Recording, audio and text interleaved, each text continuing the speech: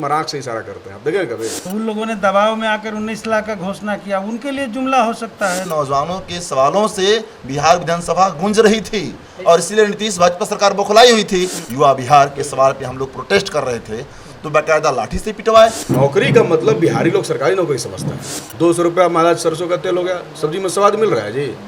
राज्य का मुख्यमंत्री पूरा देश में जनता को गुमराह कर रही है कि बिहार विधानसभा चुनाव 19 लाख रोजगार, आपको याद होगा, नहीं याद है तो हम फिर से बता देते हैं।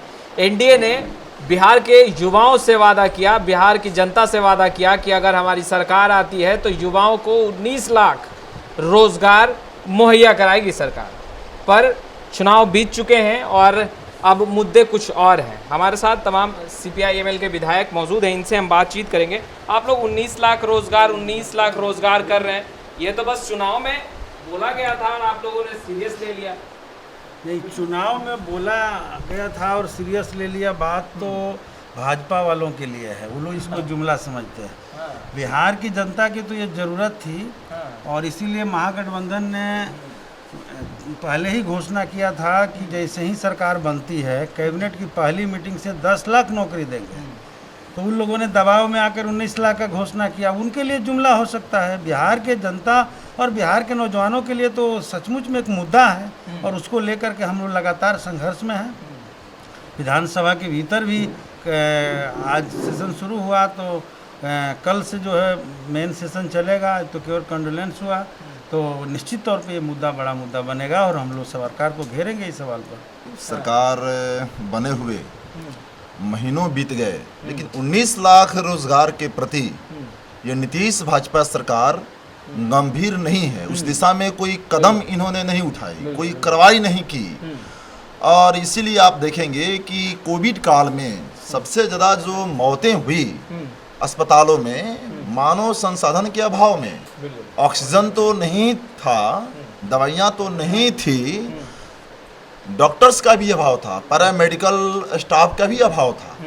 तो ये सरकार में आते ही बिहार के अस्पतालों में doctor, nurses, paramedical staff, support staff की नियुक्तियां होती, कम से कम लोगों की जीवन बचाने के लिए, सांस बचाने के लिए इमरजेंसी में भी बिहार में डिमांड था। बिहार के लोग चाह रहे थे कि इमरजेंसी में कम से कम बहाली हो, बाद में कमीशन कंपटीशन करते रहिएगा।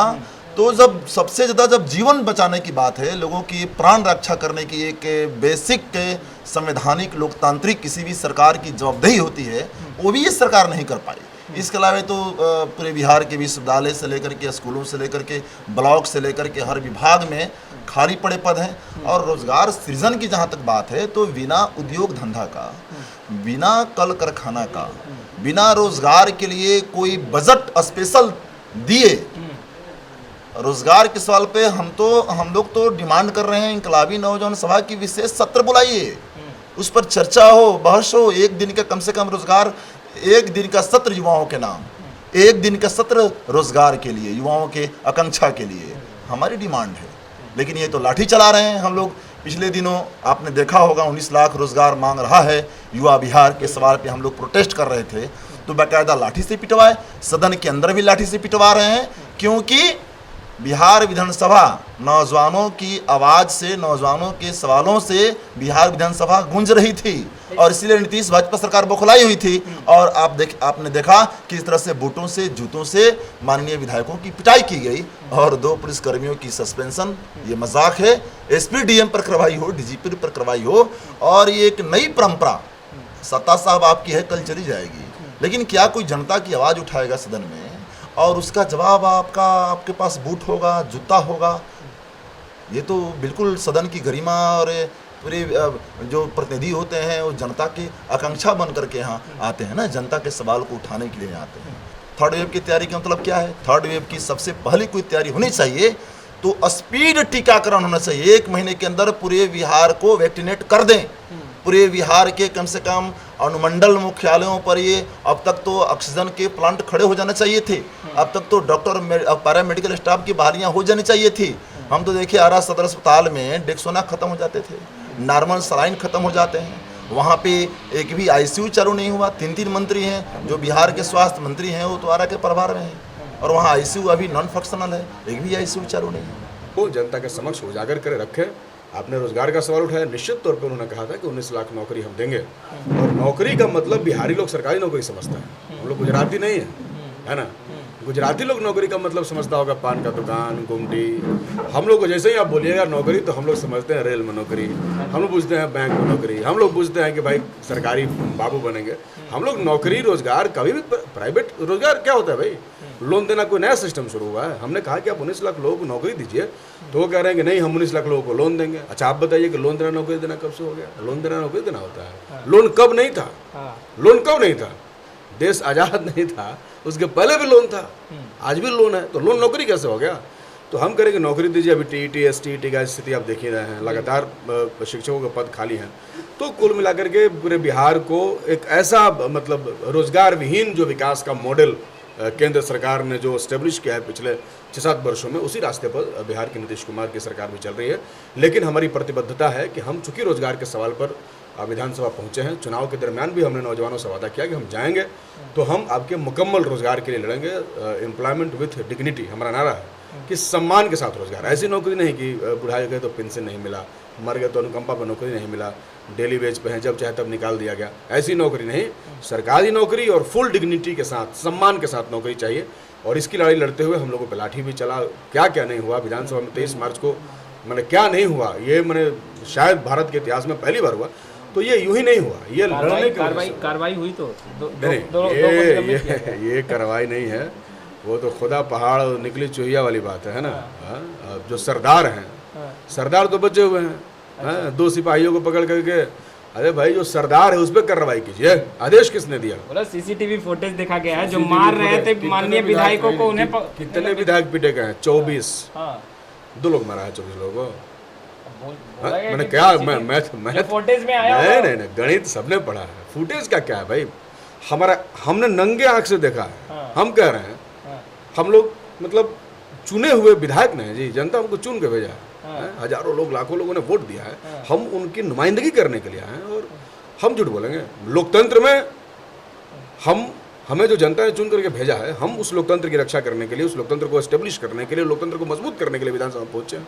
और वहीं पर आप हमला करवा रहे हैं और आप 2 सिपाहियों को सस्पेंड कर रहे हैं। सिपाही का औकात है विधायक वहां छोड़ने का? है बताइए? एक छोटा सा अदना सा सिपाही बेचारा विधायक के सामने खड़ा हो पाएगा शहर में कहीं भी? वहां कैसे छोड़ देगा? ये एसपी, यहाँ का डीएसपी, यहाँ का डीएम, यहाँ के बड़े बड़े अधिकारियों ने नीतीश कुमार के इशारे पर, नीतीश कुमार आंख से इशारा करते हैं, आप देखें कभी? बैठ ले नीतीश कुमार कैसे करते हैं? आप अब हमने नहीं बताया, हम मिमिक्री वाले एक्टर नहीं है। आंख से इशारा करते हैं। उन्होंने अपने ऑफिस से आंख से इशारा किया, यहाँ के डीएम ने फैसला किया और हम लोगों पे हमला हुआ।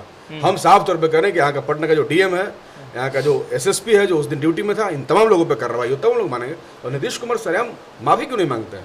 अच्छा, ये शर्मसार करने वाली घटना हुई, इस पर नीतीश कुमार माफी मांगे। इस बार मानसून सत्र में आप लोगों का मुद्दा क्या होगा सदन के अंदर? मानसून सत्र पे मुद्दा है लोकतंत्र की रक्षा। ये विधायकों पर हमला किसी एक व्यक्ति पर हमला नहीं है। एक व्यक्ति पर हमला होता तो हम कुछ नहीं बोलते, लेकिन ये लोकतंत्र पे हमला है। आज हुआ, कल फिर किसी विपक्ष के एमएलए पे होगा। मतलब आवाज जो उठाएगा उसकी आवाज को दबा दिया जाएगा।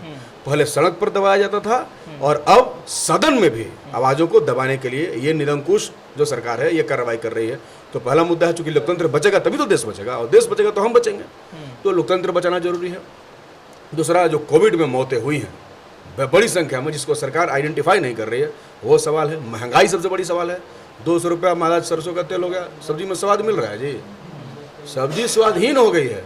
सब्जी में करुआ तेल नहीं डालेगा बिहार का आदमी, हम लोग तो नारियल तेल का सब्जी खाते नहीं हैं। तो करुआ तेल जरा सब्जी में डाल के उसको छौंकिएगा नहीं तो सब्जी में मज़ा नहीं आता है। तो सब्जी का मज़ा जो है वो ख़त्म हो गया है। तो इसलिए इस तरीके से महंगाई बढ़ी है। महंगाई मुद्दा है, बेरोजगारी तो डेफिनेटली हमारा मुद्दा है, उस पर तो हम लोग दम लड़ रहे हैं। तो इस बार 4 दिन का सेशन है, लेकिन कम ही दिनों में हम कोशिश करेंगे कि बिहार के जनता का जितना सवाल है पूरे बिहार के नौजवानों का, उसको हम लोग मजबूती से उठा सकें। जो हमारे मांग हैं कि आप रोजगार के अवसर पैदा करो, अगला कोई वेब से निपटने का आप पूरा इंतजाम करो, हॉस्पिटल का, डॉक्टर्स का, ऑक्सीजन का, वेंटिलेटर का, जो भी ज़रूरी सुविधाएं, वैक्सीन का। आप वैक्सीन देखिए, पूरे देश में होर्डिंग्स लगा दिए गए फ्री वैक्सीन। एक तो ये बहुत ही बेहूदगी है कि आप एक देश का प्रधानमंत्री राज्य का मुख्यमंत्री पूरा देश में जनता को गुमराह कर रही है कि आपको हम फ्री वैक्सीन दे रहे हैं। ये किसके पैसे से दे रहा है? मोदी जी ने कोई जमीन तो बेची नहीं पापा वाला, या कोई और उनका मंत्री तो कोई बाबूजी का कोई संपत्ति तो बेच के वैक्सीन दे नहीं रहा। हम जो हर दिन नमक, तेल, हल्दी, बीड़ी, माचिस की एक एक तीली पे टैक्स देते हैं, उस टैक्स से वो हमें वैक्सीन दे रहे हैं, और वो भी नहीं दे रहे हैं। आप बिहार में आप स्लॉट बुक करो या देश में कहीं भी चले जाओ, स्लॉट बुक करो, वैक्सीन नहीं है। फ्री वैक्सीन का मतलब है कि आप पैसा देके प्राइवेट में जाओ, वहां से वैक्सीन लो। ये उनके फ्री वैक्सीन की सच्चाई है। तो ये जो कोविड जो सरकार के आपराधिक लापरवाही के चलते आया, और वो हम नौजवानों को, देश के लोगों को बड़े गहरे संकट में ले गया। एक तो हम लोग मांग कर रहे हैं कि इस संकट से उबारने की सरकार नीति बनाए, पहले से जो रोजगार के अवसर हमारे पास हैं उस अवसर को हमें दे, उस अवसर को पूरा करे।